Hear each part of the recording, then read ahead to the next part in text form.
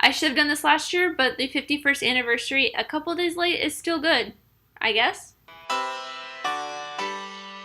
Hey, I'm Amy and welcome back, and today I will be checking 2001 A Space Odyssey off the 1001 movie checklist. If you don't know what the 1001 movie checklist or 1001 movie challenge is, it is basically a challenge I've given myself to check every single movie off the 1001 movies you must see before you die book. So far, I've checked 172 films off the list. If you want to know more, there's a playlist up there with an intro video in every single movie I have checked off so far. As always, let's get started with a short summary. A strange monolith appears at different points in history, nudging humanity through its evolution. So this movie, I have so much to talk about. It is such an iconic film. Oh my gosh. I can't believe it's taking me this long to watch it. I think it's mostly because Clockwork Orange scarred me so much the first time I watched it, but then I watched The Shining for Halloween and I kind of was like, you know what?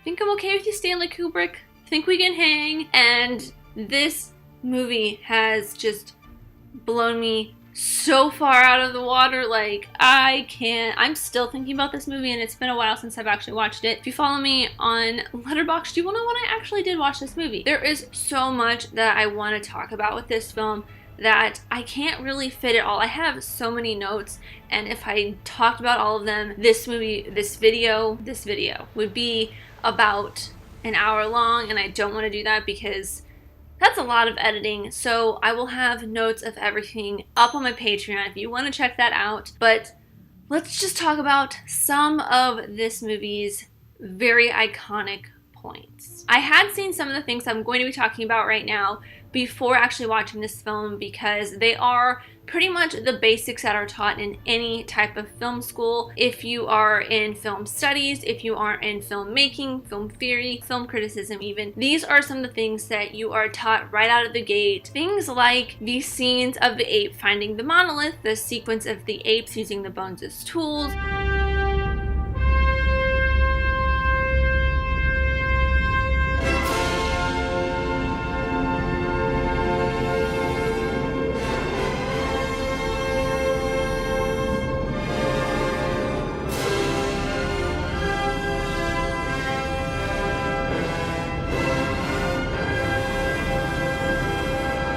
and then the bone toss.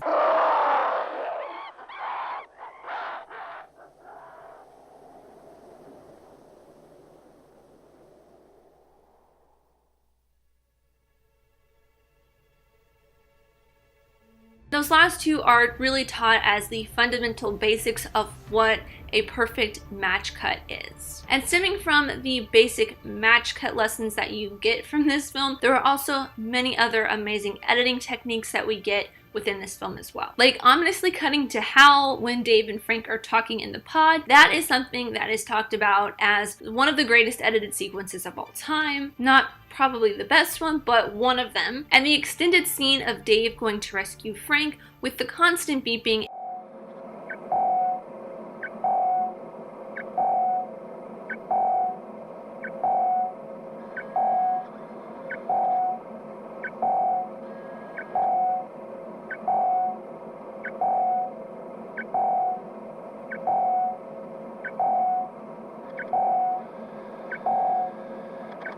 It's very drawn out and it's refusing to cut away, which builds the tension and it keeps you on the edge of your seat, as well as building up your connections to the human characters and your distrust in Hal. And some other really iconic things in this film is the cinematography, lighting, and color. The opening scenes of the desert, everything in space. The camera is most often straight on with its subject in the center and everything is fairly symmetrical, which also adds to this 70s mod aesthetic that Kubrick was really giving off. Finally, within the cinematography is the switching to a fisheye lens when looking through Hal's point of view. And we also get the basis for what a lot of our futuristic films look like from here on out and what our vision of the future is going to be. Very clean, very white, kind of 70s mod-ish. And even the technology, because we get this look in some of the early Star Wars films, we get a lot of futuristic technology basis for what we see in film and TV from here on out. And of course, another just iconic thing about this film is the score. Just listen to as much of this as I can put in without it getting copyright.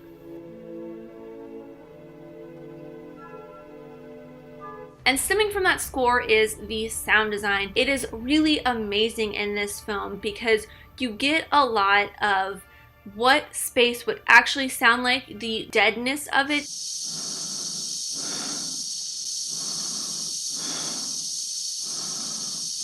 And then you get some very experimental vocal sounds with the moon landing and when they go to see the monolith on the moon for the first time.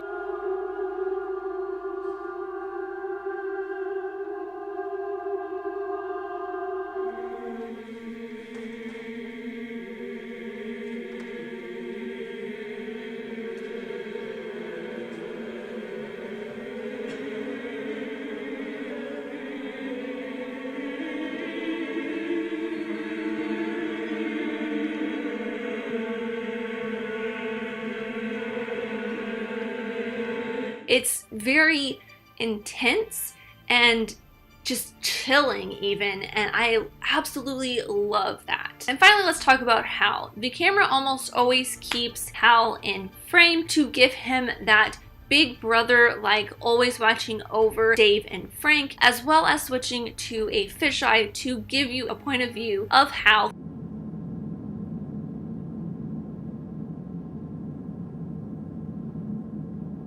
Which makes him even more terrifying of a character. And Hal as a character is really great. For being a robot, you really get a great sense of Hal's character. Hal learns to read lips and learns to lie. Well, hell, I'm damned if I can find anything wrong with it. Yes.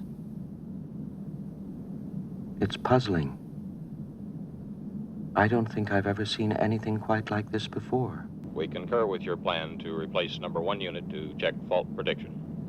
We should advise you, however, that our preliminary findings indicate that your onboard 90000 computer is in error predicting the fault. I say again, in error predicting the fault. And like I said, the camera gives Hal its own point of view to make him even more sinister. There is one line that Hal says that I really liked. I am putting myself to the fullest possible use, which is all I think that any conscious entity can ever hope to do. And that is just kind of terrifying because that means that Hal is starting to think for itself. And finally, to try to wrap all of this up, there are a couple things that I didn't necessarily get a chance to touch on and probably won't. So I'm gonna run through them very quickly. And if you wanna see a little bit more of my thoughts on these, again, notes are on my Patreon. This is a very long film. It's almost 3 hours long. It feels a lot longer than it is because there is so much gratuitous shots that Kubrick only did as a self-indulgence. This is really just his magnum opus. I feel like he just wants to just show off how great of a filmmaker he is. I mean, it is beautiful. Every single second is amazing and beautiful, and I loved it. But it's intense, and there's just a lot of long shots that go nowhere or do nothing for the plot. And there's a lot of bits that I was just like, okay, why do we need this? It doesn't make any sense to the story, but okay, sure, Kubrick, you do whatever you want. You're Stanley Kubrick. The second thing is the prosthetics and makeup in this, especially towards the end when Dave is aged. It's just insane because you can see him under those prosthetics, but at the same time he's not there. He's definitely old, but the very cream of the crop are the ape prosthetics that they use that are very lifelike. And this was made after, I can't remember if it was made before or after Planet of the Apes, which that was my very first 1001, if you want to check that out. Finally, the third thing, some of the films that you can see were inspired by this, particularly Alien and Interstellar. The scenes that really stood out to me from Alien, the sterile whiteness of the ship. And for Interstellar, when Dave was getting to Jupiter and he goes through that weird time warpy thing, it felt like the time warp thing that Matthew McConaughey's character goes through when going into the black hole, as well as the robots in Interstellar felt very much like the monoliths in 1001. So I think that is just about everything. man, there's so much about this film that I really want to get into, but just don't have the time. So let's just go to the clip. There are so many amazing scenes in this that I could pull for the clip, like the bone throw or Dave saving Frank, but instead I chose a scene that just blew me away because of what it took to create it.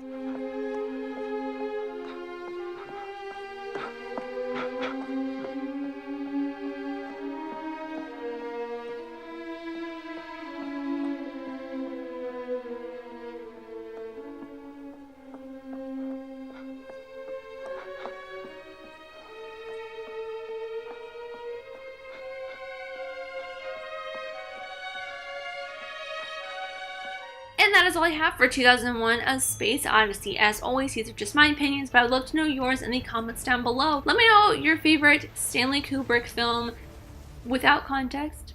I don't know, that's something I always ask now. Also, your favorite space movie, no context. Don't say my favorite blank, just put your favorite Stanley Kubrick or space movie, no context, in the comments down below. If you want to know which films I have already watched or just follow my progress along in general, there is a link to a Google Doc in the description down below with a list of every single film I have checked off so far. I'm also an Amazon affiliate, so if you'd like to start the challenge for yourself, watch the movie I talked about today, or check out the movie I'm going to be talking about next time, there are also links in the description down below, and if you purchase anything from those links, I'll get a percentage back that'll help make this channel even better. For the next film, I wanted to step a little bit outside my comfort zone and try something a little bit experimental. Another anniversary is coming up, so for its 54th anniversary, I thought I would check off Andy Warhol's Vinyl. But thank you guys so much for watching. I really, truly do appreciate every single one of you. Let me know who you are in the comments down below, and let's be friends. If you enjoyed this, leave a like and subscribe if you're new, because I love talking on things, movies, TV shows, filmmaking, film history, all the fun stuff.